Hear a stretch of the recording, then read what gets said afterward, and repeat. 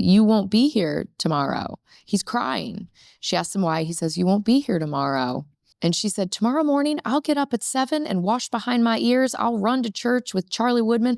I'll picnic at Electric Park. Oh, and she just lists all the things that he's going to do. I remember I dated a boy like the first week of college, and we went to Central Park, and he was like, everything's so beautiful. And I thought he was so irritating. Then I read this book, and I was like, it is really beautiful, guys. So the big question. Uh-oh. How did Dandelion Wine by Ray Bradbury change your life? Dandelion Wine by Ray Bradbury changed my life. Welcome to Books That Changed My Life, New York City edition. We're taking a page out of Homer and going on an odyssey all the way to New York City. We're in the beautiful House of the Redeemer Library right here in the heart of Manhattan, and we're joined by actress, author, and mother, Hilarie Burton, and she's here to talk about the book that changed her life, Dandelion Wine by Ray Bradbury. So we're here to talk about Dandelion Wine by Ray Bradbury. That's him. Quite a book. Oh my God, it's the best book. The style, I think, is what sticks out the most. Yeah, well, I think it makes it really, really easy on the reader. You know, Bradbury had been accumulating short stories for decades that would, run in all the like magazines, he had a lot of Playboy articles, which was shocking to me, in my youth. I was like, he wrote for Playboy?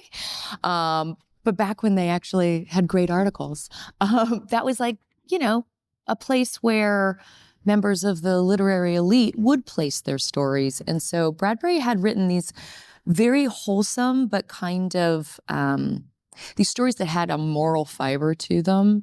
And with Dandelion Wine, he found a place to really put them all together and weave them through the lens of two young boys, two brothers growing up in this very small town.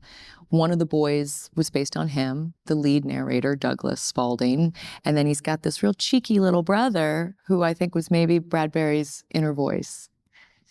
Yeah, we were kind of talking about it in the sense of the fictionality of it or the abstraction of it sometimes allows you to write a better book, even though it's based on real life experience. Yeah, I think Bradbury was always writing about his own experience, even when he was writing sci-fi. And I think that's why he just resonated so deeply with me, and I know with young people all across our country, because whether he's talking about men landing on Mars, and feeling homesick. How different is that from the experience of all of these young enlisted men who are landing on the beaches in France? I think he was able to use the veneer of sci-fi to speak to really core elements of what it means to be human. And with this book, it felt like perhaps the world was finally safe enough to not have to use sci-fi. Like you could just tell the story in really human, personal terms. Yeah. He has a way of describing just moments. Yeah. And appreciating moments. Mm-hmm. I think I'd been such an ambitious young person, and I was so eager to get out of the place that I grew up in, that reading something like this about appreciating the mundane and the really small, tiny moments, no one had ever taught me to do that before. No one had ever pointed it out to me before. And so I felt kind of foolish. I remember I dated a boy like the first week of college, and we went to Central Park, and he was like, everything's so beautiful. And I thought he was so irritating. Then I read this book, and I was like, it is really beautiful, guys. That's funny. Yeah, it kind of like forces you to slow down. So tell me about where you grew up. Yeah, I grew up in Northern Virginia. Mom and dad did what? My mom did a variety of odd jobs. She started off working in the grocery store, at-home childcare, drove the school bus, back at the grocery store, kindergarten, real estate, like a whole array of things. And my dad worked in, he was in the military and he did computer stuff. I mean, it was all very vague to me because I think my experience was more centered on like, oh, we do Little League Baseball. And the domestic part always outweighed the professional part. And so for us, growing up in Sterling Park, Virginia, it was a town of 9,000 at the time. And we had our parade, Sterling Fest, every year where we'd march and with the Little League and football teams. And it was incredibly quaint and cute, but there was always a kind of a seedy underbelly to it.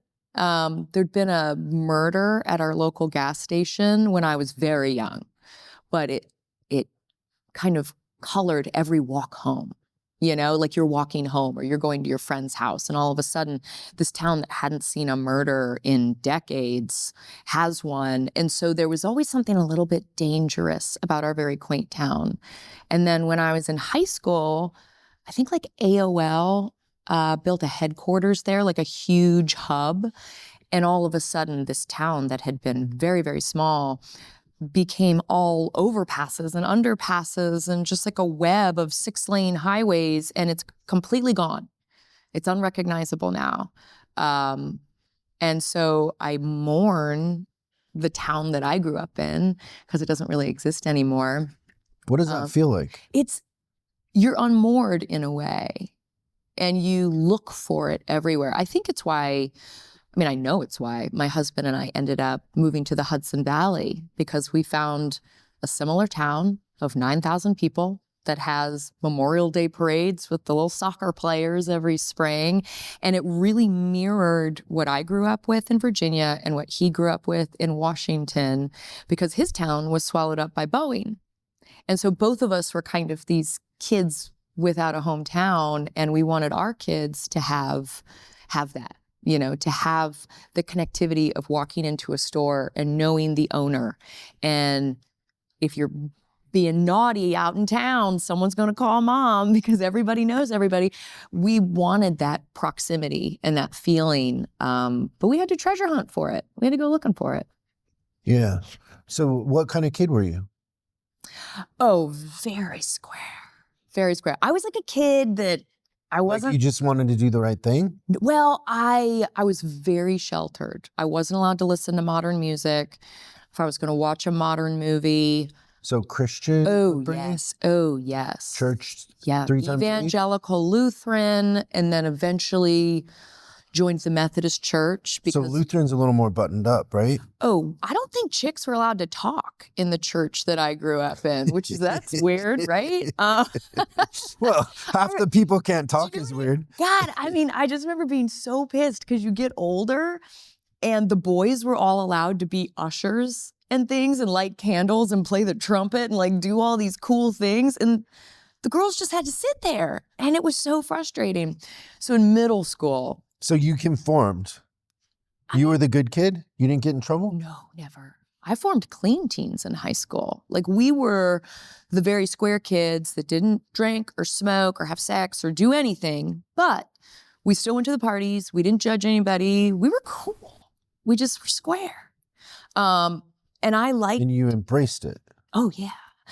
I thought, you know, the first play I ever did was The Sound of Music. And so there was a time where I was like, well, do I have to become Catholic to be a nun? Like, what do I have to do? The religious life was very deeply ingrained in me. And I think it still probably is. I think I have a broader worldview at this point. That's what moving to New York City does to you. But I loved faith and the community of church. And that was something that I dug a lot. I'm an Episcopal now and like pretty pagan. So it's a very different scene. Yeah. So what kind of music did you listen to then? Oh, Motown.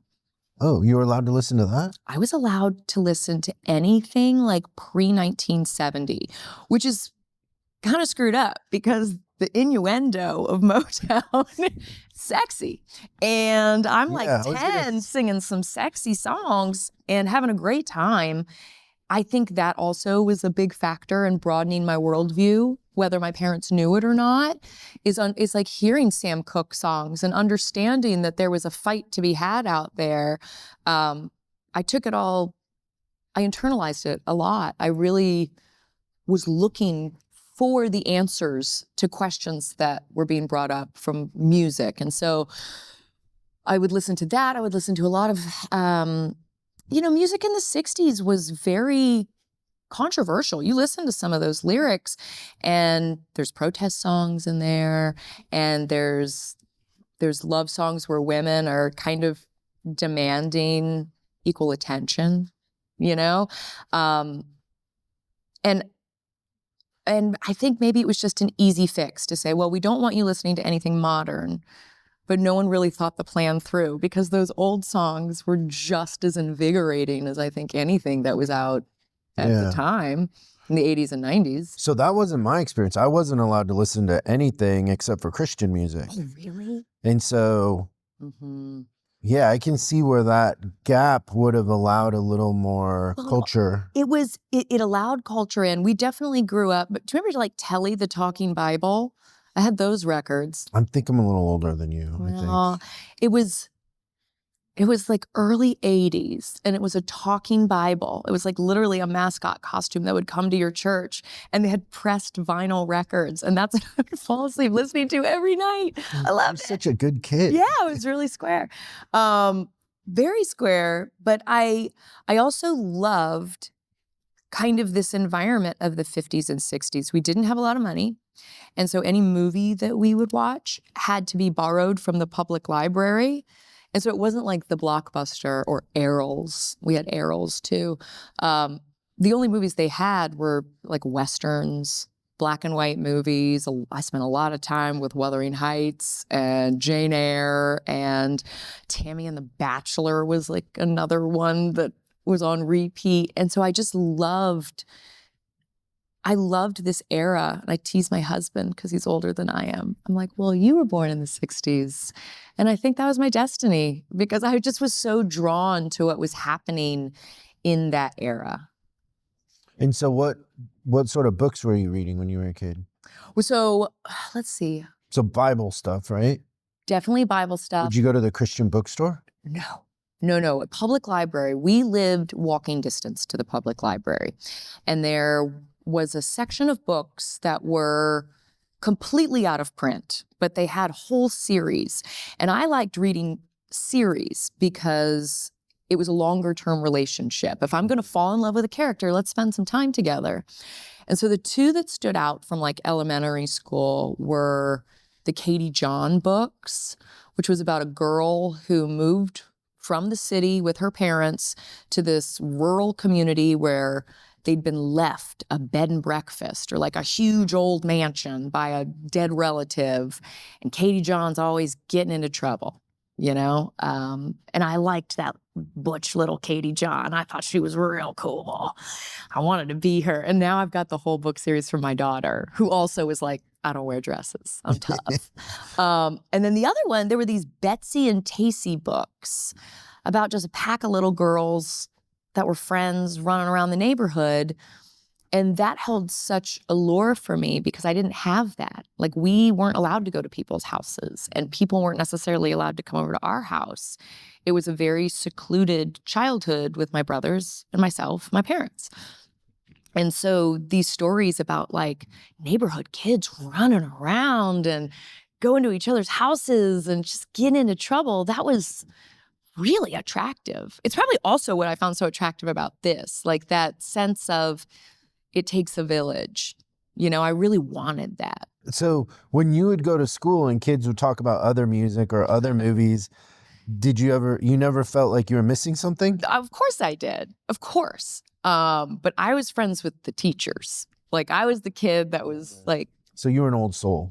I was always old. I started doing theater in 3rd grade, and it was the play at the local high school. So my friends were in high school, right? I got a letter jacket as an 8-year-old, which was sick. And then I started doing professional theater in like 5th and 6th grade. So my friends doing like A Tale of Two Cities were a woman what was her name?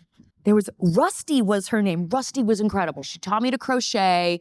She played Vengeance in A Tale of Two Cities, which is basically the lady that just cackles the whole time. And then there was a banker named Peggy who played Cross, who's Little Lucy's nanny. And that woman was my best friend and we'd talk on the phone about the Beatles. Like, she was so cool. So I could talk to my friends about the things that I liked. I just had school was lonely. I had a different set of friends. But like, my first concert was the Four Tops and Temptations, and that was the coolest thing ever. You were probably the youngest person there. 100%.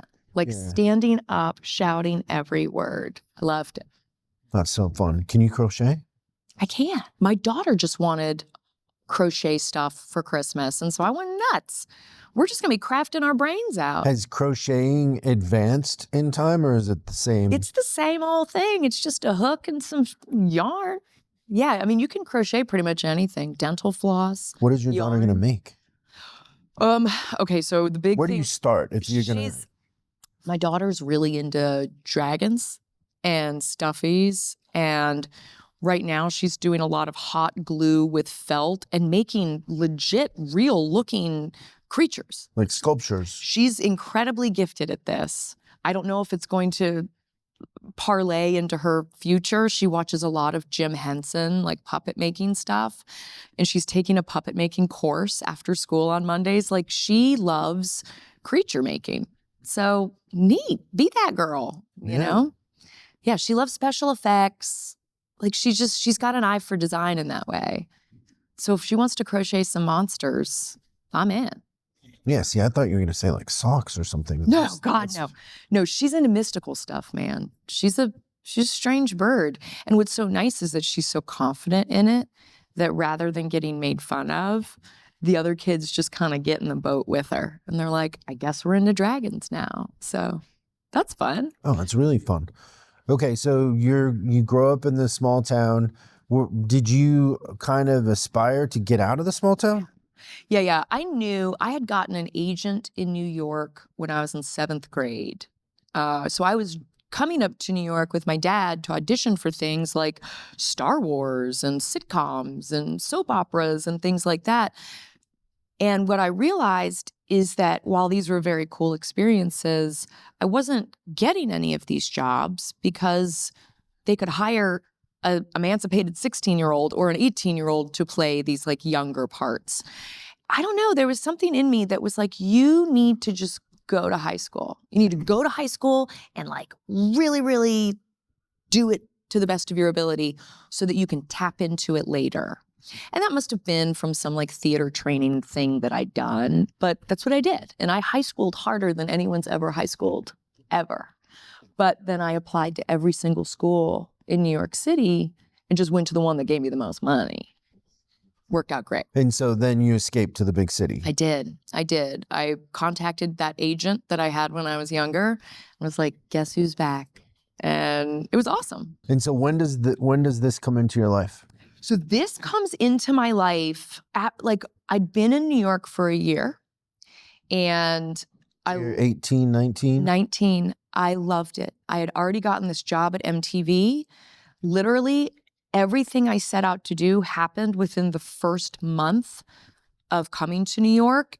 And sometimes when you get what you wished for, but you didn't think about all the other steps around it or after it, it can be incredibly overwhelming. And I was very young. I had been splitting my time between the dorms at Lincoln Center, but also my boyfriend's apartment down at the South Street Seaport, which was very close to the World Trade Center. And so post-September 11th, I think I probably still carry some PTSD from that because I was just so young, and it really rattled me in a way. Where were you when it happened? So it was the first night I'd spent in my dorm in probably 6 months. I just thought, I'm going to do laundry at the dorm because it'll be easier. And brought all my laundry up to the dorm, and my roommates were even shocked. They're like, what are you doing here? And then I woke up to a phone call, like, you need to turn the news on immediately.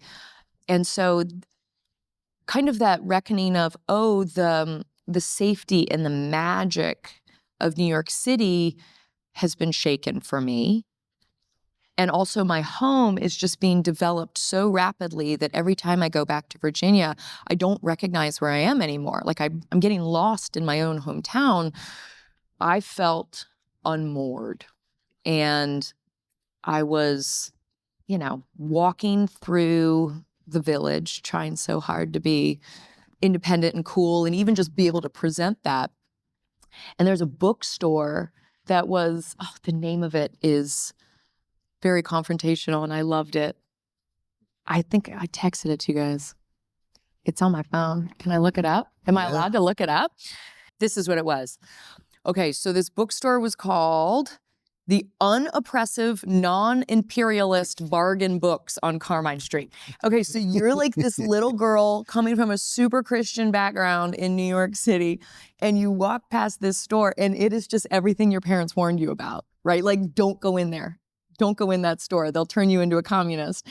And they had a card table out front, and there was this beautiful book with a dandelion on the front. And it just, I don't know, caught my feminine attention. It was a very gentle looking cover. I see the title, Dandelion Wine, and I see like a big gold award sticker on there. And as I stopped and got closer, I saw that it was written by Ray Bradbury. And I had been a huge Ray Bradbury fan, like huge. And I had never heard of this book. And that was shocking to me. It's like finding out one of your favorite artists has an album that just completely escaped your attention. And I definitely stood there for like a while before thinking, I'm going to go inside and buy this. Because remember, back then, we didn't have just like cards and things. Like you had to pull out the cash from your wallet. It was a much more tactile transaction. I don't really have a lot of money anyway. And so I think it was probably like a $7 book. And it just completely captured my attention.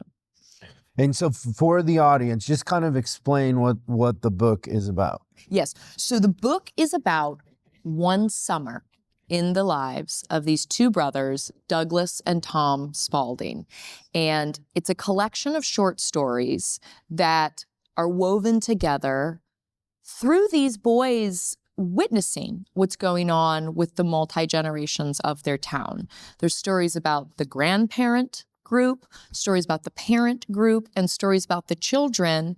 And I was so drawn to the fact that those multi-generational relationships existed so easily. I think a lot of the fiction I'd been exposed to really focused on one or the other.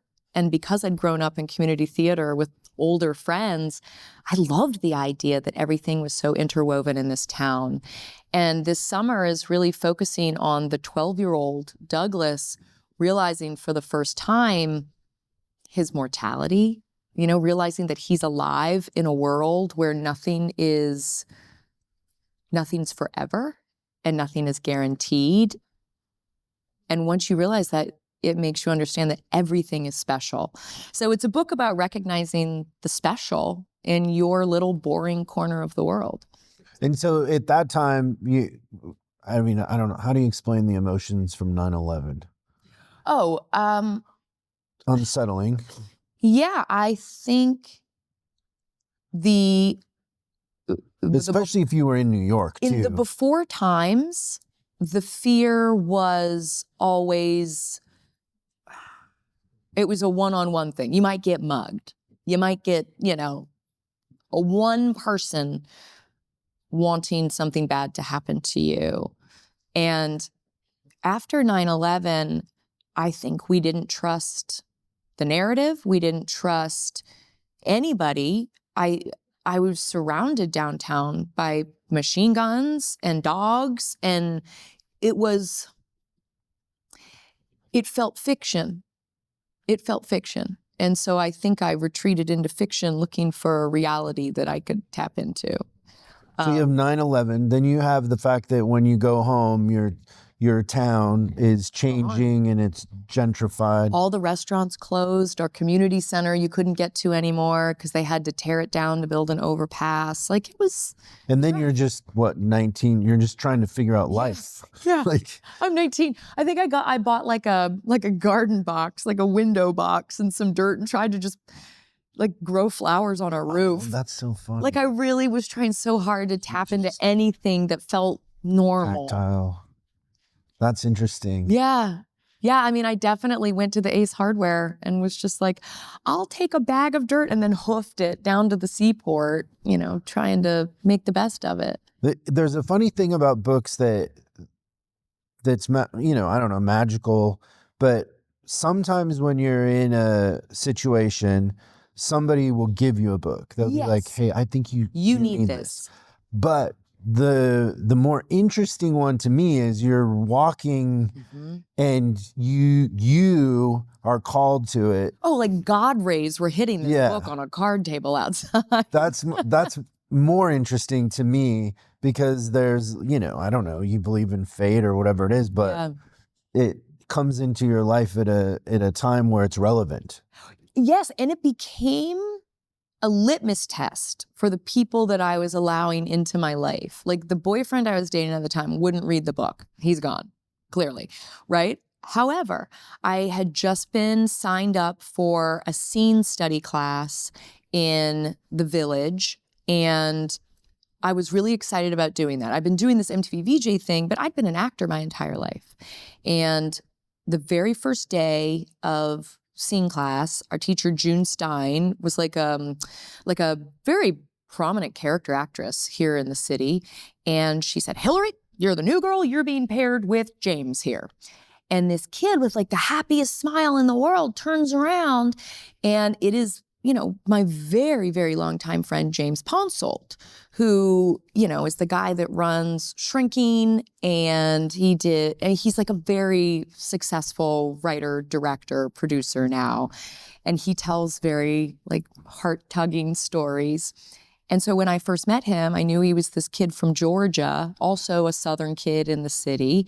And after doing scene study for a little bit, I was like, I have this book and I really like it a lot. And I know you're in school, but if you've got some time, will you read it? And he read it right away. And we used to just go to the Renaissance Diner in Hell's Kitchen. And I had, at work at MTV, I'd used the copy machine and I'd copied every single page, like doubled up, so we could just make notes on it. And we were like, one day we're gonna make the Dandelion Wine movie. And it's gonna be so epic and so awesome. And I mean, I still have those binders. We were so serious about it. Wow. Yeah, we were so green and so excited. But it was my litmus test for, are you my kind of person? And that's held up. And I'm a gray-haired lady now, so it stands true. I love that so much. Okay, so I think it's page 14. Just kind of explains what Dandelion Wine is. Let's see. You've got. Can I switch you? Yeah, switch me. So I've got. This is my fancy version. Page 14. There she is. Do you want me to read it to you? Is it story time? The grass whispered under his body. He put his arm down, feeling the sheath of fuzz on it, and far away, below, his toes creaking in his shoes, the wind sighed over his shelled ears. The world slipped bright over the glassy round of his eyeballs, like images sparked in a crystal sphere. Flowers were sun and fiery spots of sky strewn through the woodland. Birds flickered like skipped stones across the vast inverted pond of heaven. His breath raked over his teeth, going into ice, coming out fire. Insects shocked the air with electric clearness. 10,000 individual hairs grew a millionth of an inch on his head. He heard the twin heartbeats beating in each ear, the third heart beating in his throat, the two hearts throbbing in his wrists, the real heart pounding his chest. The million pores on his body opened. I'm really alive, he thought. I never knew it before. Or if I did, I don't remember. I read that to my son and cried. Yeah, I don't even know how you... Imagine being a grown-ass man and taking the time to sit down and articulate that. Well, yeah, imagine being able to articulate it like that. I love that at the height of his power and career, he wanted to focus on this reminder. The first chapter of this book is really kind of, it's a test, it's a gauntlet to see if you can get through it, because it is very much in your head, right? It is a 12-year-old boy going through this series of realizations as his father takes him and his little brother out into the wood picking berries. And it's not the easiest read, right? Because you're following along almost in like beat poetry fashion, what this kid is thinking. And it becomes much more narrative and like this happened, then this happened, this happened as you get past that. But I like that there's a bridge you have to cross to get into this world. That's what it feels like. And so before you can truly appreciate and understand all of these stories that are going to come next, you need to go through that same process that Douglas Spalding is going through and realize that you're alive. And what, those million pores and million hairs are feeling, it's important to tap into that so you can truly digest everything that comes after. Yeah, and then in a sense, it changes how you experience the book. 100%. Yeah. Yeah. It's incredible. You're great at reading, by the way. Have Cool. you ever done an Audible? Well, and I dropped out of college, so I'll just stick to my 12th grade reading level. Let's go to 45. Let's and this go to 45. So this is when we all kind of start to begin to understand. So there's a thread that's running through this book about someone called the Lonely One. And it's a grifter that has been moving through the communities and killing people, specifically young women. And perhaps in the headspace I was in when I first read this book, and feeling threatened now all the time, 24 hours a day. This sense of the children understanding that the grown-ups were just as scared as they were was really hitting home. And even now as a mother, I think the timelessness of this book is that as a mother, I've got an 8-year-old who still thinks that her father and I are bulletproof, but I also have a 16-year-old who knows that we're just total screw-ups and that we're trying our best, but we're also scared of things. And so this moment of a 12-year-old boy discovering that about his parents is sweet and it's sad. I think very few of us remember the exact moment that it happened for us, that the spell was broken. I do. What was it? I do. I had a neighbor who had been dealing with some really difficult issues when I was in middle school, and he was always so lovely to me. He was a young father, young wife, they just had a baby, and he was so, so, so kind to me. And the last time I'd seen him was my summer birthday party because he went out and got ice for my coolers so my friends could have sodas. And then he disappeared and he and his wife split up. And it was very kind of, you could tell the adults were always talking about it, but we weren't included in the conversations. And there was this like, don't ever answer the door for anyone, even if it's someone you know. And I knew that to mean him. And it became so serious. And then he ended up committing suicide. And that was the moment that I just started to doubt every adult around me, because I think the situation had been incredibly misread. And so, yeah, when I was 14, so a little bit older than Douglas. But again, I was really sheltered. I couldn't listen to modern music. So he's probably more advanced than I am in this book. That is a moment that I think we all go through, though. We all go through it, and either you clock it or you don't. You know, I think you've got to have the luxury of free time to think about it, and not everybody has that luxury. But maybe as an actor, I've been forced to tap into some of those things, or as a writer, tap into some of those things and understand my why. Why do I feel this way? Why do I think this way? In a way that, you know, not everybody has the freedom to sit down and just think. Mm-hmm. I don't ever want to take that for granted. Was there then no strength in growing up, no solace in being an adult, no sanctuary in life, no fleshy citadel strong enough to withstand the scrabbling assault of midnights? Doubts flushed him. Ice cream lived again in his throat, stomach, spine, and limbs.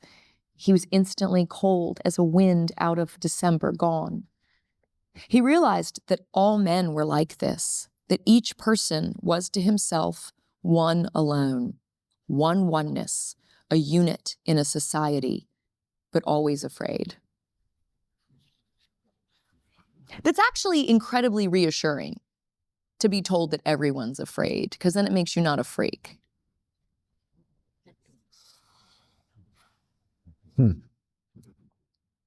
That's a really positive spin on it. That's the Methodist spin on it. Yeah. I like that. I like that you can go there. That isn't where my head was. Yeah, I think validating fear's not a bad thing. Fear is one of those evolutionary things that protects us and keeps us safe. And if you can understand that you're not alone in the fear and that you're not damaged in some way and that everyone's experiencing it, then it's like, oh, well, okay, then I can look at that person and see how well they're doing and know that they're afraid. So then I know that I can do well, even though I'm afraid. Yeah. I like that. Okay, let's go to 68. I'd love to. Let's see. Tries to build a happiness machine. Oh, Leo. Oh, Leo. The Offmans. I like the Offmans. This is an interesting story to have up front because it is about a man who is like a tinkerer, and he decides to invent a happiness machine. And it's the closest you get to sci-fi in this book. I think you see a lot of Bradbury's kind of like Martian Chronicles writing in this story, where you have a man who is fixated on technology without thinking about the repercussions of it. And so every bit of free time he has is not necessarily spent with his children or his wife, who could be true happiness machines for him. It's spent building this thing that's going to just fix it all. And he lets his wife use it. I don't know how much I want to ruin for everybody. Ruin it. Ruin it. He lets his wife use it, and her reaction, he's so pumped for her reaction. And she bursts into tears. And she had gotten in the machine, and Paris flashed before her, and every beautiful thing that she had ever desired or experienced all flashes before her. And it is a parade of indulgence and magnificence. And she is sobbing, and he can't understand why. And I mean, I think that as a woman speaks to some gender differences. You know, I think that sometimes when women aren't understood or their rage isn't understood, there's a perspective issue. And for this woman who has been single parenting all the nights where he's been out tinkering and missed her husband, missed her partner, and she finally sits down in this thing, and yeah, it's gorgeous and it's very ephemeral. It will not last forever. And look, it's over. It's over even now. And it was never real to begin with. And here I am, flesh and blood. I I struggled with this chapter in particular when I was younger, and now I find that it's the chapter that I probably can relate to the most, where appreciating what's real is so important. But yeah, explain the gender differences you see it in that. Well, I think particularly when this was written, this came out in 1957, and the technology race, we've got to keep up with Russia. Men have to go out and be conquerors of every industry, and you've got to invent more, learn more, do more, build more.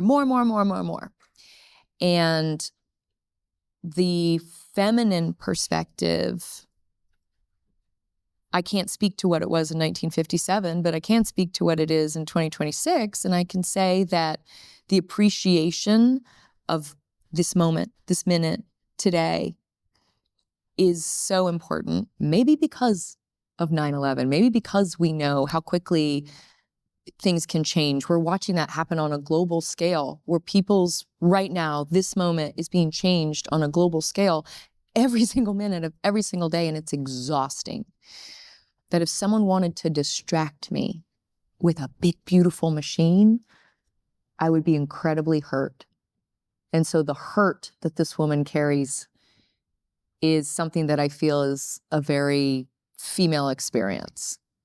I hope that makes sense. Yeah, so would you be more hurt by the machine or by the fact that your husband was obsessed with the machine? Well, the machine's a mistress.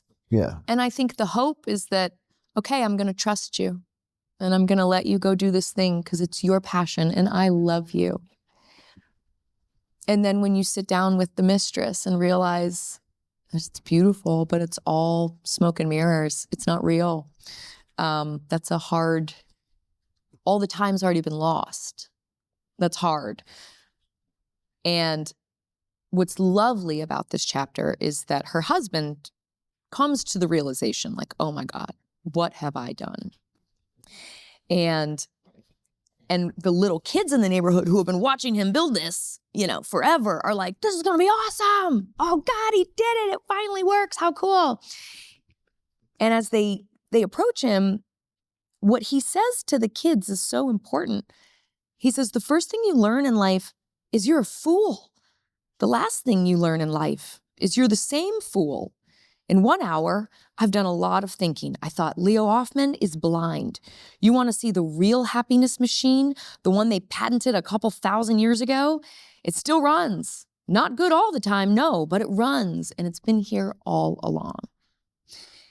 And then, he's inside, and he's with his family.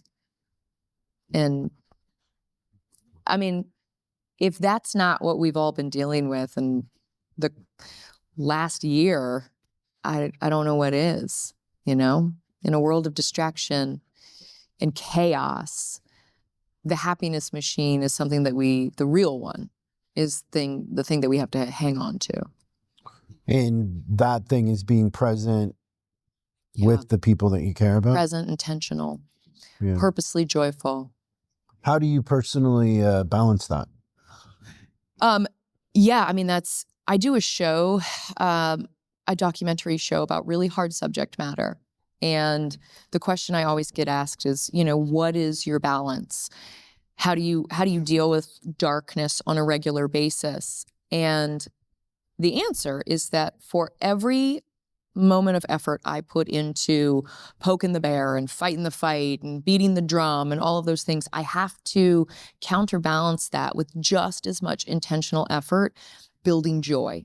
So I'm getting my kids a cat today, and the kids are so excited about a cat. And do I have time for another animal? No, definitely not, but we're doing it. And these kids are so pumped. And I have to do play dates, even though, the world is falling apart and we just moved and I'm in the middle of renovations. My son asked if the drama department could come over for a cast dinner last Friday, all 40 of them. And I was like, yes, I would love that. I don't have a kitchen, but I want all 40 of those kids in my house. And so you have to be dogged about finding the joy and the connection and that real life experience. So at the end of the day, you're balanced. You've put in your hours doing the hard stuff, and you've put in your hours doing the joyful stuff. That's great. 82 and 83. Okay. Trapped in the present. This story.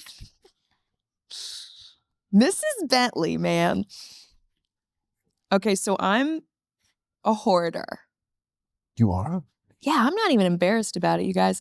I'm a hoarder. I save. Wait, why aren't you embarrassed about it? Because I'll tell you what, my stuff comes in handy all the time. Give me an example. All the time. I mean, when COVID hit, I had everything. I'm like, you need some bits of string? Got them. You need seeds? I've had them for 10 years. You know, like, I have such nostalgia for things because my home doesn't exist anymore. So my home exists in the trunks and big, huge bins in my attic. So you have a barn. I have attics, I have barns. I got a lot of stuff. Okay, when you said hoarder, it sounds like it's organized. It's not. Depends. It's not on like who those you ask. TV shows where you come over and you can't open the front door. Give me time. Give me time. I feel like that settles in when your kids leave the home. Like right now, I've got to get everybody to school in the morning, and so the paths must be clear. But the second they leave, I'm just building stacks. I feel like it's not the kids leaving that makes those people do that. I feel like they were that way. I'm going to get 30 more cats, and it's going to be awesome. Oh my God. I went, just a funny side story. So there's this guy that, he's a little off, but he goes around and buys books at like estate sales, and he'll get like really collectible stuff. Yeah. And so he wanted to sell me some books, and I went over to his place, and he's in this apartment, literally nowhere to sit. Books, just. You could stand and read. I know, but there's this thing that happens when you're standing there and you realize what's going on. Yeah. And it's very sad. Well, I read Fahrenheit 451 in 8th grade, and I knew that my destiny was to be the woman at the beginning of the book who will not leave her house full of books and decides to just burn up in them. There was something about that felt so like, oh my God, familiar. And I remember kids making fun of her in class and me looking around like, wait a second, you guys wouldn't? That's, how about that? I like my things, and I like my hoarding, and I like this chapter because this woman goes through this process of being like, well, I have all these things, and I've done this. She's like, I have all of these things that I've kept, and now I see this pack of children who I think might appreciate them. So I'm going to go through the emotional labor of parting with my treasures, and I'm going to give these kids some stuff from my history. And I've done it with my kids. Like I've given my son my old iPod, and it was the greatest thing I ever did because he can't figure out how to change the music on it. So he just has to listen to what I was listening to in like 2004. And I was cool. And I'm what much were you cooler listening to him now. in 2004? You know what he's so into is Gogo Bordello. He had never heard that band. And, you know, it's a Ukrainian punk band. And he was like, what is this? And he really got into the White Stripes off of the iPod. That was a kind of a fun era for going to see bands in bars. That was the vibe. And so reading this chapter, imagine if I'd bestowed this glorious iPod onto my son and expected a reaction of him being like, you are so cool. And instead, what happens in this chapter is the children look at her and they're like, you stole this from a little girl. She's like, no, I didn't. They're like, no, this never belonged to you. You were never this little. Ew, gross, you're a thief. We're taking that from you. And the kids take the treasures, but they insist that she stole them. And she's so hurt and she's so angry and she wants her stuff back, you know? And by the end, I think she really looks in the mirror and perhaps comes to terms with the fact that she wasn't a 7-year-old girl. The version of herself in that moment was always an elderly woman, you know? And that's a weird thing to sit and wax on, you know? Yeah, but weren't you kind of always an old soul in that way?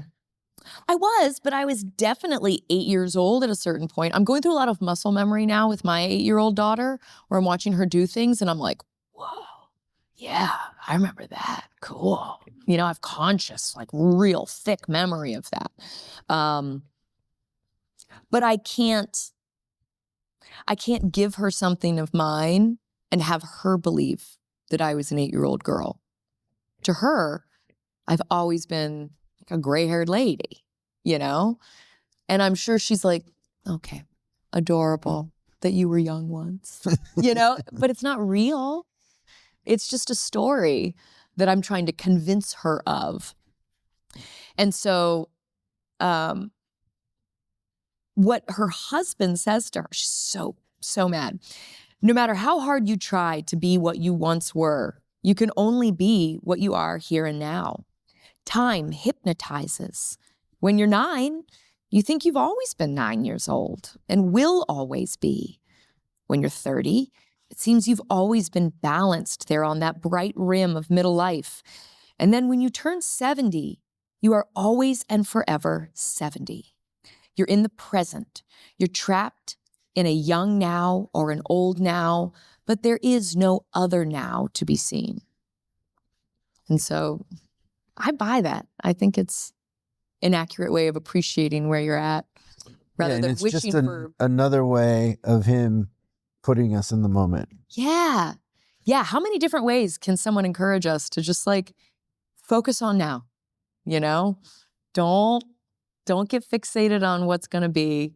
Don't get fixated on what was. Fixate on right now and you'll find pleasure and joy in it. So good.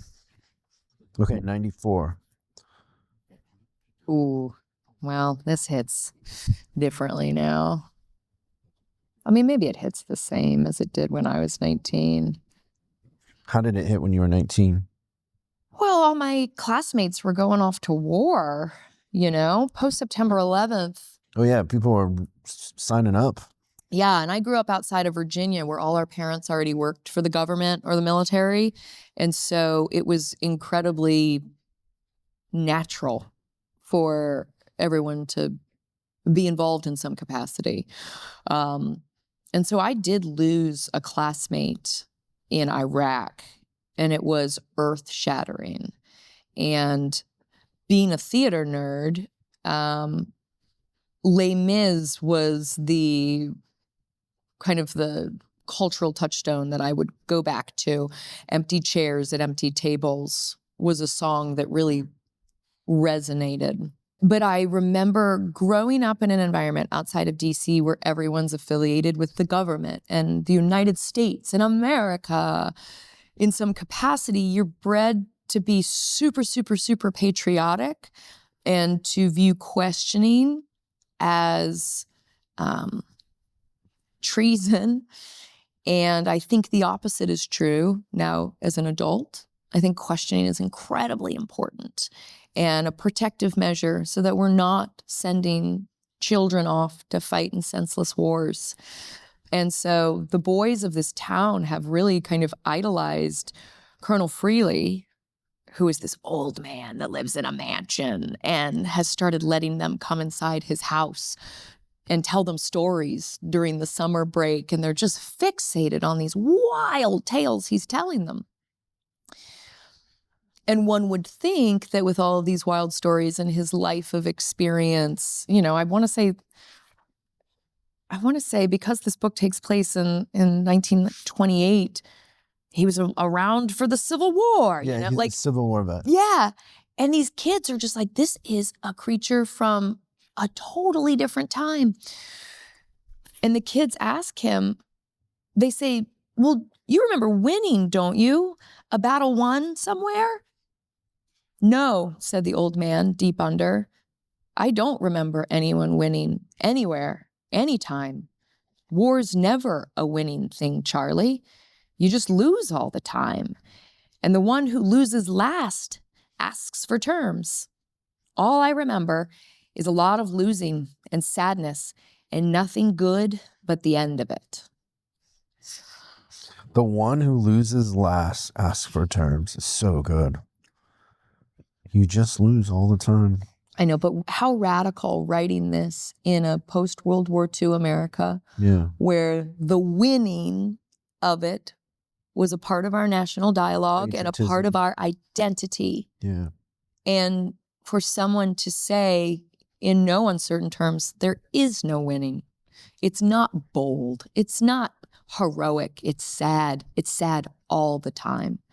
I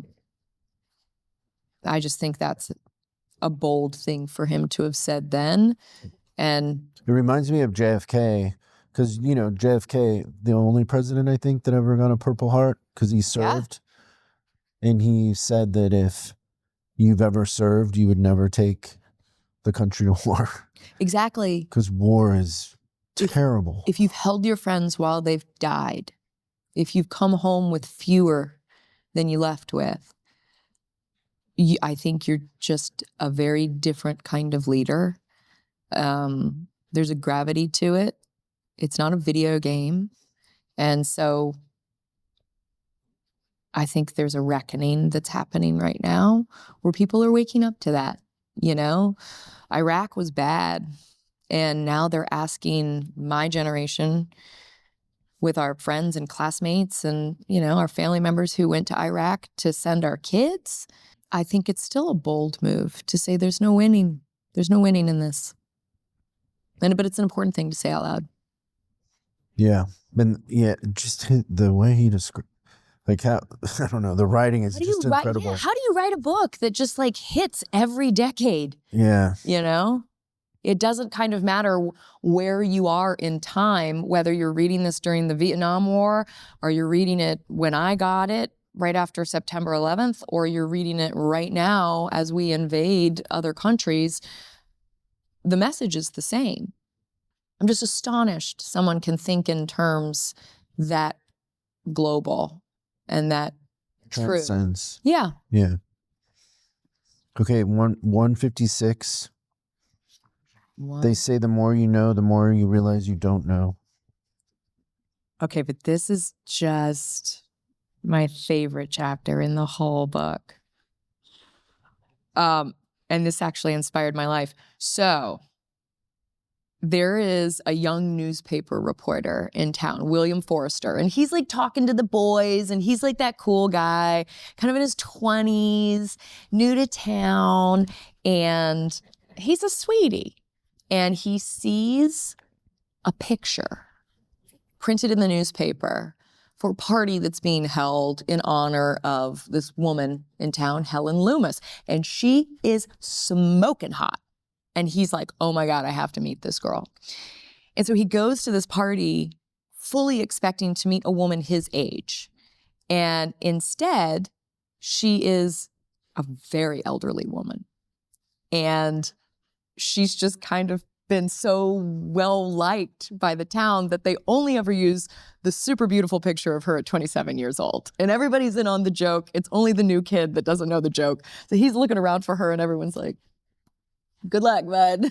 Go get her.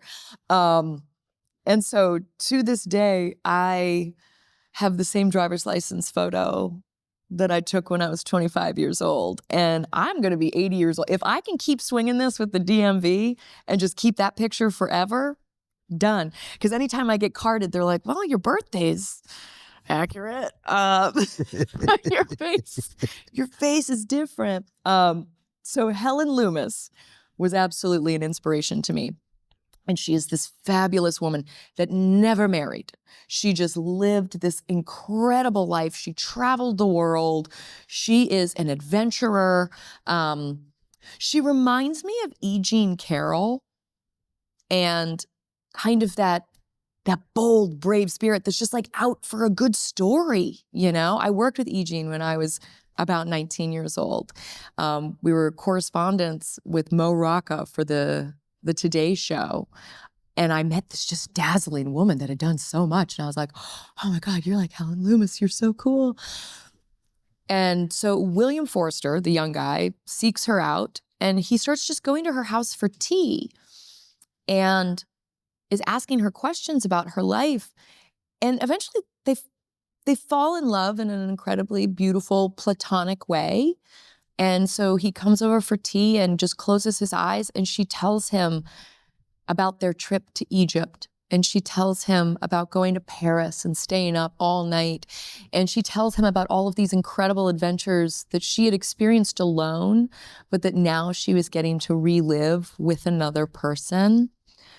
And this dude is ready to just like be her pet. And she's like, no, you have to go fall in love with somebody young, but just promise me that you'll die young so we can meet up at the same time next time, because this is off. And I'd had so many friendships and relationships with people much, much older than me that made sense. Like, oh, we knew each other before and we'll know each other again. It's just timing's weird right now. But I really loved this relationship because she's gentle with him. She says, well, she started pouring the tea. To start things off, what do you think you know of the world? And he says, I don't know anything, which is a very likable thing for a man to say to a woman. All men should say, I don't know anything, because it gives her... Noted. Yeah, say it. She says, the beginning of wisdom, as they say. When you're 17, you know everything. When you're 27, if you still know everything, then you're still 17. So take note, boys. Yeah. Helen Loomis, listen to her. She knows. Did you ever like contemplate the idea of being single? Yeah. Okay, so I bought a haunted house when I lived in North Carolina. And I lived with someone in my house who was lovely and very kind to me, but I didn't have like a deeply like intellectual or emotional connection with. It was just fun. You know, we were young. And then we broke up and I got to live alone.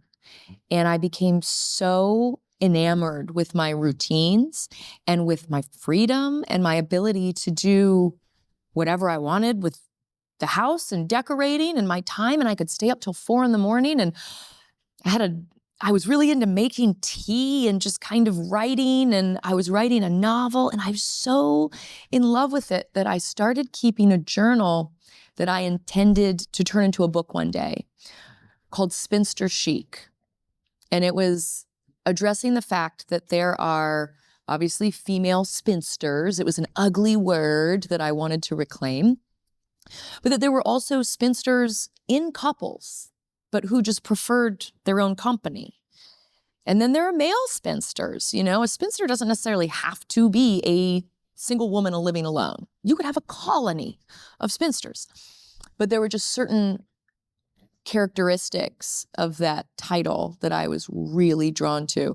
And so then when I went to write my book, Grimoire Girl, that talks a lot about ritual and ceremony and being okay with yourself. And I was writing about my time living in that haunted house. Huge sections of the book are pulled from Spinster Chic. So it manifested. And I found the perfect marriage for myself because my husband's an actor. And so he'll go away like Hades for half the year. And then he'll come back for half the year. And so I get that duality of having the love of my life with me and then being forlorn and missing him in my spinster state. It's a good deal. Perfect. Yeah, it's perfect. 202. 202. It's a moment with great grandma. Yeah. Yeah, this is... I didn't have a relationship with grandparents. I'd known my great-grandmothers a little bit. They lived in Iowa, so I only saw them like 4 times in my whole life. But they were impactful. You know, I was just like, who are these women? They seemed they seemed assertive and solid in a way that I was attracted to. And so by the time I was 19 and reading this, I didn't have any relationship with any kind of grandparent. And I'd always kind of viewed myself as older. And so the grandmother character in this book is someone who I really identified with. She was the best cook in the family, never used a recipe. She was just one of those hands-on ladies that just made everything better. And I wanted that. I wanted to be that. But the great-grandmother character in this is on her deathbed. And Douglas, who has just realized he's alive, is called to her bedside. And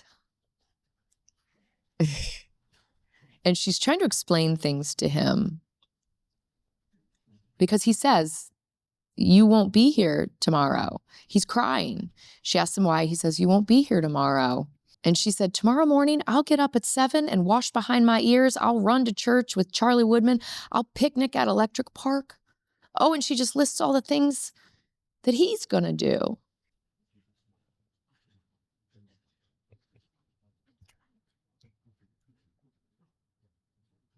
Oh, I'm so sad. You have to read it. I can't even read it. Okay. Important thing is not the me that's lying here, but the me that's sitting on the edge of the bed looking back at me, and the me that's downstairs cooking supper, or out in the garage under the car, or in the library reading. All the new parts, they count. I'm not really dying today. No person ever died that had a family. I'll be around a long time, 1,000 years from now. A whole township of my offspring will be biting sour apples in gumwood shade. That's really sweet. I earned the tissue box. Thank you so God. Are you thinking about yourself, or are you thinking about your kids? I think I was jealous of this. I think I wish someone loved me like that. And to know that it existed in the world felt very aspirational. And so it gave me a thing to want to build, right? Like I couldn't wait to be the grandmother and the great-grandmother, because there was never anyone that talked to me that way. And in a world where everything had been shattered when I was 19, I really wanted reassurance. So here comes Ray Bradbury in his turtleneck with his cat, you know? And and like, the thing is, it was like, I would look at this picture too, because it's the exact same picture that was on my copy. And I had an autographed picture of Ray Bradbury, this exact one, hanging in my bedroom my whole life. I got it. Yeah. Were you a gifted and talented kid? Were you one of those kids? No. Okay, so I got sent away to that program, and they called it Futura. I think we were probably all on the spectrum in some capacity, and they're like, yeah, send those crazy kids away once a week, give the teachers a break. And so in Futura, in 4th and 5th grade, that's where I was introduced to Bradbury. And so this face felt very safe. And to read that felt very safe. And safety is like the nicest thing you can give anyone. Yeah. Thanks for reading it so I didn't have to. It's beautiful. Do you think about being a grandma? Well, my daughter is Helen Loomis. She's fabulous. She's never getting married. She's never having children. She's already called her shots. And it just feels like I've healed a lot of generational trauma with that. She's like, I'm good. But I think it doesn't matter whether they're biological grandchildren or just young people that I take on. The same way those like old theater broads kind of took me under their wing.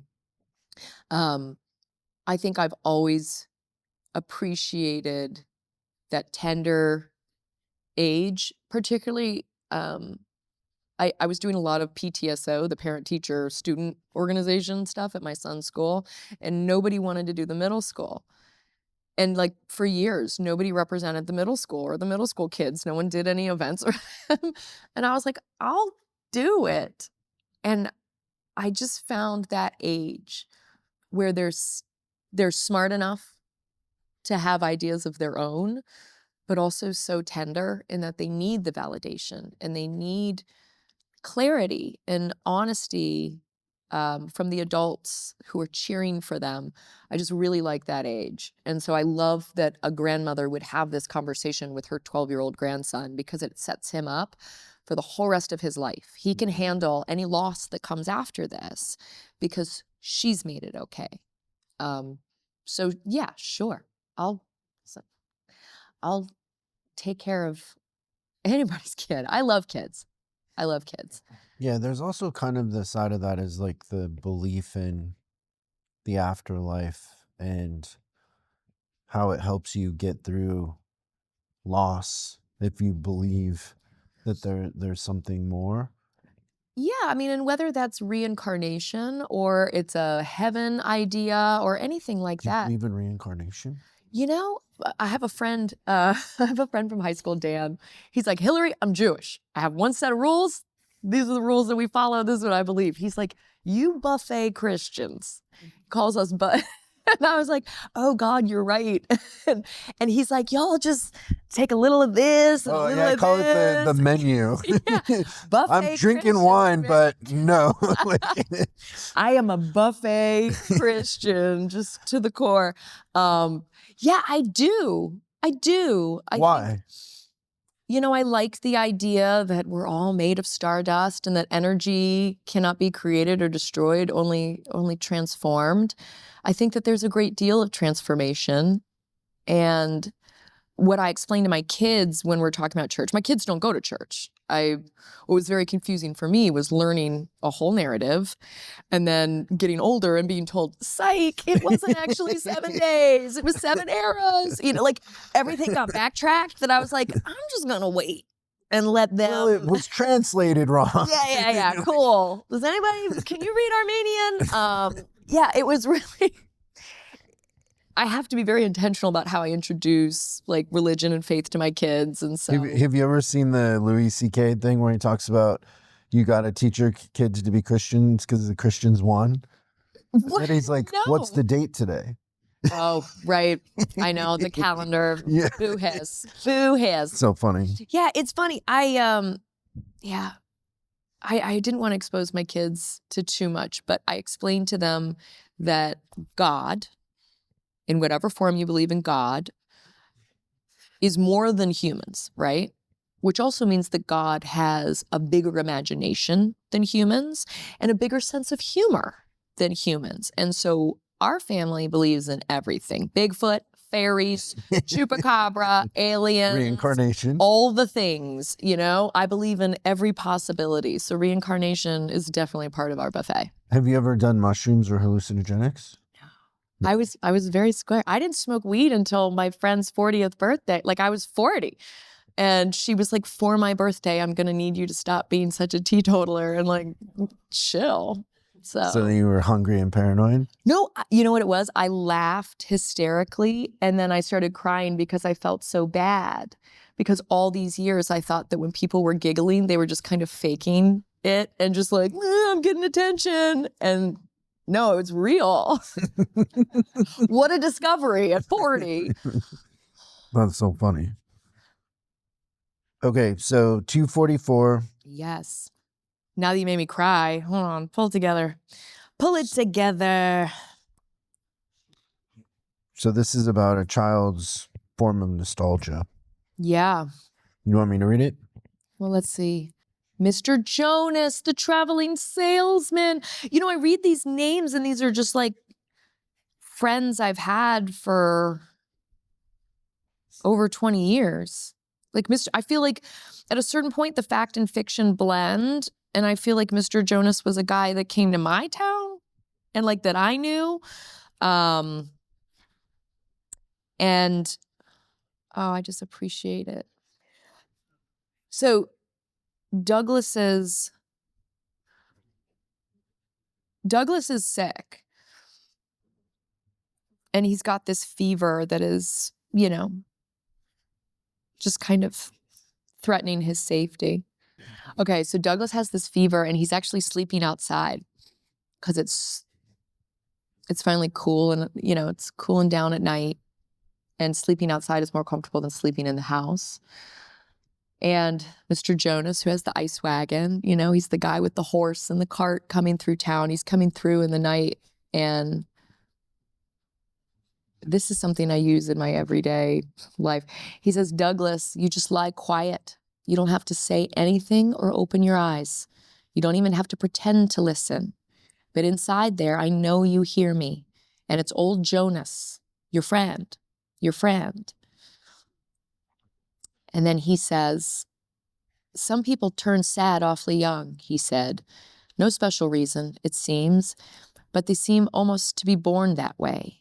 They bruise easier, tire faster, cry quicker, remember longer, and, as I say, get sadder, younger than anyone else in the world.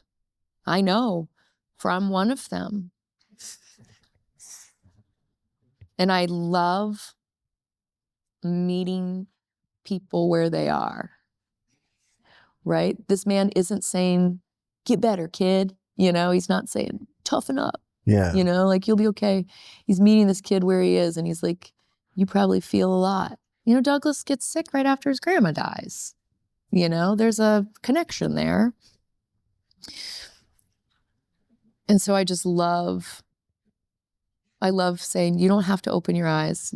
Anytime I have to send someone a message about something bad has happened, somebody's died, or, anything, the most important thing is to say at the beginning, do not respond to this. It is not meant for a response. It is just meant for you to hear. And I wonder if I got it from this. It's just been a constant part of my adult life, so maybe. But yeah, the sensitive people can see each other. Yeah, it's also kind of being self-aware too, right? Like, isn't being in the moment being self-aware? Yeah, it can be crippling unless you spin it on the positive, right? And so... Yeah, that's interesting. I kind of figured out something the other day that was like, people describe things in their lives as traumatic experiences. And I was trying to think, what are my traumatic experiences? And then I was like, well, I don't really see them as traumatic experiences. I see them as lessons. And it really is kind of what you said, is it's the context you give it. Yeah. Like, it's a lesson and you're growing and you're getting better, or everything stopped right there. Are you a witch? No, why would I be a witch? Well, because I give my kids shit all the time because I'm like, your words matter. What sets us apart? Wait, Humans. can you be a male witch? Yes, you could be a male spinster. You can be a male witch. Where's Jackie? Join us. Can you be a male witch? Yes, Wow. of course you can. Understanding the weight of words, the reason you say spells out loud, the reason, even The Secret, is supposed to be just say the thing out loud. Just say it. Your words matter. And so if it is trauma, call it what it is, label it. But if it is not trauma, if it is a lesson, if it is a pivot point in your life, using your words to describe it in a way that matches what your goals for that are. Do I want to move out of this trauma? Do I want to change from this situation? Anytime my kids use certain words, I'm a nut about that. I'm like, never speak words that you don't want to be real, because they'll happen. Yeah. And then it'll be your fault. So don't do it. So 249. Oh, I love it. Relish. Do you ever think about the word relish and the condiment? Did you ever, I don't think I'd ever thought of the word relish in terms of, the verb. Yeah, the condiment it's more common. Yeah. yeah, I guess I just never put two and two together. And so Douglas he's on the upswing now, and he's thinking about how he can possibly thank Mr. Jonas for stopping by and giving him the pep talk and just connecting with him in that really vulnerable moment. And he's in the pantry and he's looking around. And it says, the word on the jar was relish. And he was glad that he decided to live. Relish! What a special name for the minced pickle sweetly crushed in its white-capped jar. The man who had named it, what a man he must have been. Roaring, stamping around, he must have tromped the joys of the world and jammed them in this jar and writ in a big hand, shouting, relish! For its very sound meant rolling in sweet fields with roistering chestnut mares, mouths bearded with grass, plunging your head fathoms deep in trough water, so the sea poured cavernously through your head. Cavernously through your head. Relish. Relish. I like the idea of the pantry being a place of discovery, because my kids and I have made dandelion wine. Like, I sought out the recipe. It was a thing that we made. I wrote about it in my first book. And we've also made relish. And I think the pantry can be a bit of an altar space. And so I like a 12-year-old kid finding that in here. Okay, so the big question. Uh-oh. How did Dandelion Wine by Ray Bradbury change your life?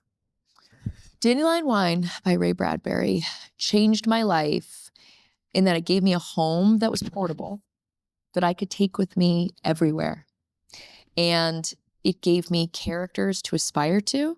And it gave me an appreciation for all the mundane little things that I knew I hadn't appreciated in my own hometown, that as I sought out new hometowns, I would be sure to appreciate.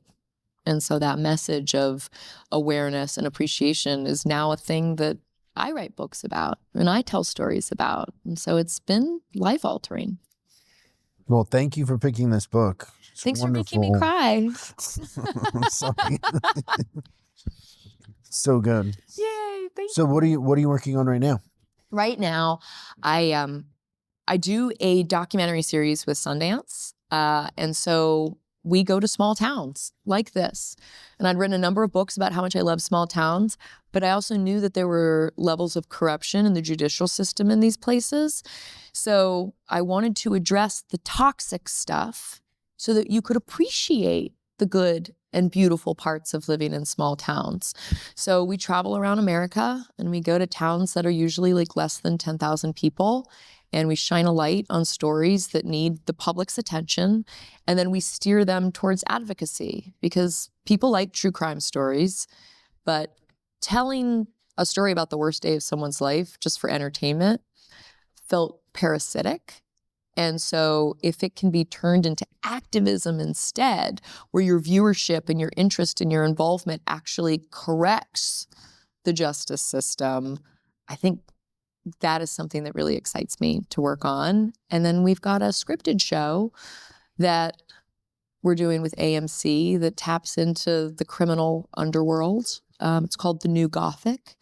And I think what I've learned doing the documentary series has really been helpful in how we tell stories about what is criminal, how is criminality defined in the United States, and what are the levels of power in small towns.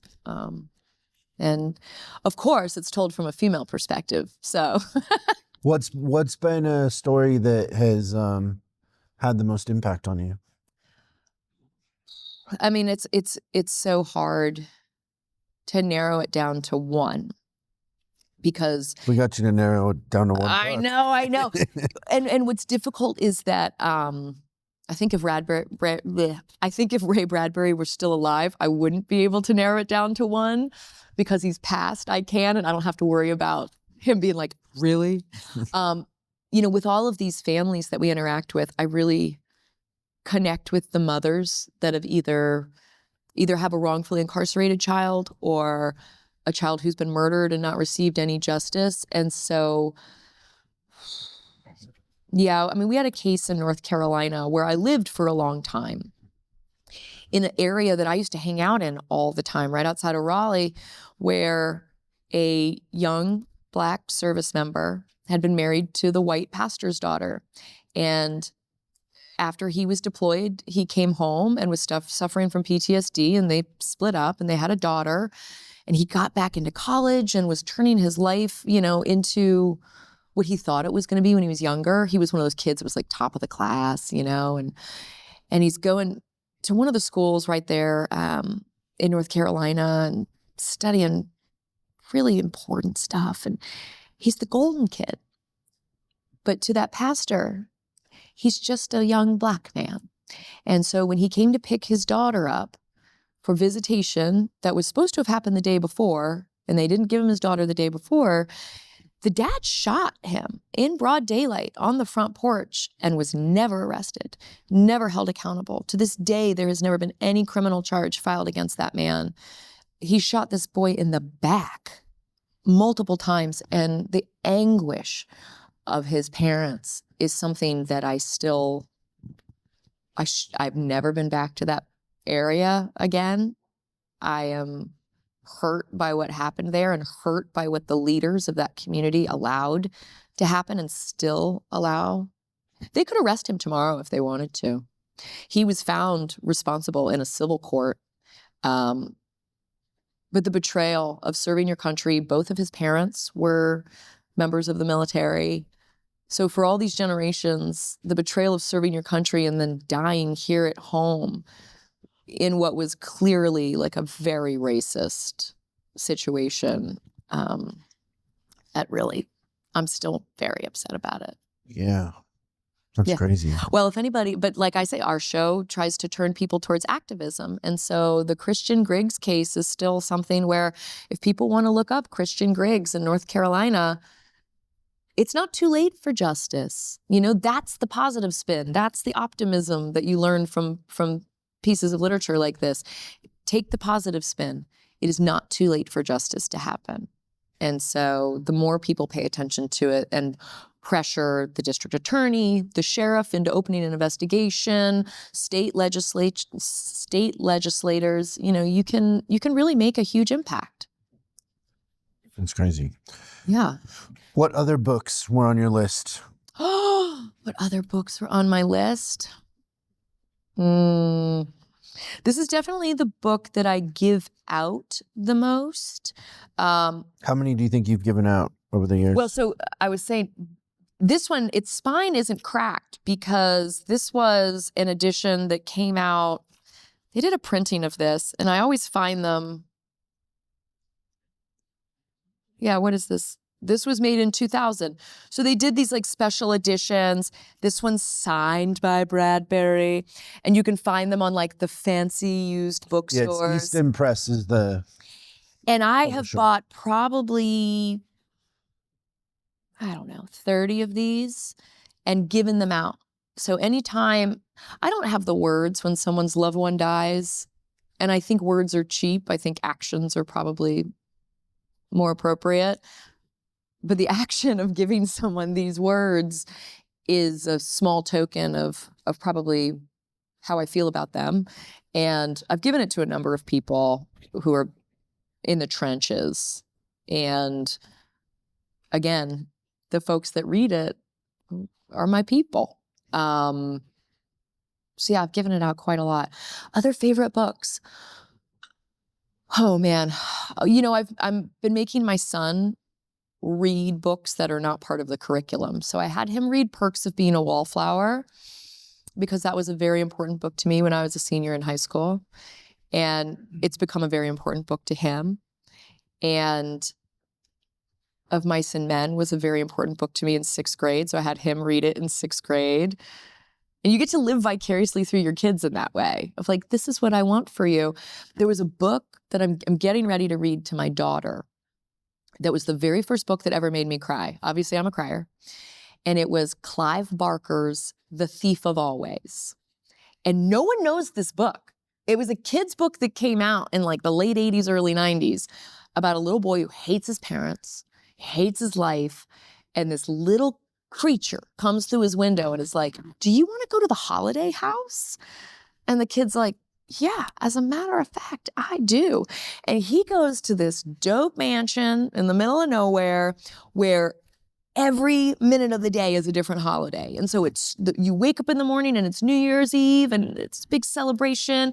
And then you go through the day and in the afternoon it's 4th of July and there's fireworks and fun and watermelon and popsicles. And then by dinner time, it's Halloween and everybody goes out trick-or-treating. And then you end the day with Christmas. Who could want more? Right? And it's exhilarating, and he makes friends with a couple other children there. And then the realization that every day there is a year back in the real world, and he has given up his life to live in this kind of fantasy. When I tell you that I was choke, snot, sobbing, I was in this position, just crying so hard. And so I tried to read it to my son when he was 8. And he was like, no more. I can't do it. This is too much. It's too hard. It's too hard. So my daughter's 8 now, and she's a little tougher than he is. So It's time. yeah, I think we're going for it. But that book, you could read it as a grown-up. That book will get you. I'll have to find it. It's good. Clive Barker writing kids' books. Oh, but I know. I need. Good. What is that? Oh, so this is my husband. I have a first edition. I've got probably 7 different copies of Dandelion Wine, just in different places all over the house. But this is a label from the 1998 Dandelion Wine from Bradbury Vineyards, bottled on the estate in Greentown, Illinois, rare and select vintage. And so this might have just been like a promotional item, but Ray Bradbury signed it twice.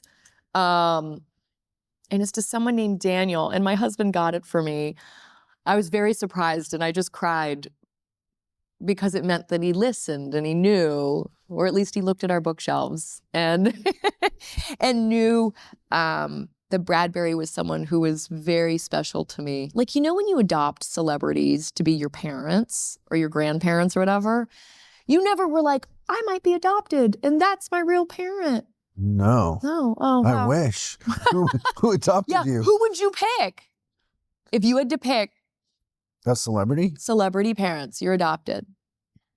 Can they be like sports or like anything? Sure. I mean, Bill Belichick would make a good grandfather, I think. Grandpa Bill? Yeah. Yeah. Yeah, I mean, Bradbury was someone who I was convinced that I had some connection to in some way. I didn't. Well, you also believe in reincarnation, which I would love to. Probably, maybe we were experience. friends in a past life. Yeah, just like you said, Just different times. missed in transit. Yeah. I wrote a fan letter to him once. The first thing that my friend James Ponsel, my scene study partner, did when he moved out to LA is he found out Ray Bradbury's address, and he went and he took a disposable camera. Like, we didn't have cell phones back then. And he took a whole bunch of pictures of Ray Bradbury's house, and then he mailed them to me, paper mail. Remember that? And so in my attic, in my hoarding, I have an envelope of pictures of Ray Bradbury's house. But I had his address from that. And so I had a stack for years of fan mail that I'd written to Ray Bradbury that I never sent because I knew how intrusive it was when people sent things to my house, and I never wanted to disrespect him in that way. But sometimes it's enough just writing the letter, just getting it out of your system. It's therapy. Yeah. He got what he needed out of writing this. I got what I needed out of reading it. Yeah, it's good. Well, thank you for doing this. You're wonderful. We appreciate Thank it. you. Thanks, guys. Such a fun conversation. Thanks. You're so good at this. You make it so easy. We are so excited to announce the Books That Changed My Life website. We made a way for you to show your book pride and that you love books. Hats, tees, hoodies. Check it out. Link in the description. Everybody needs a self-help hat.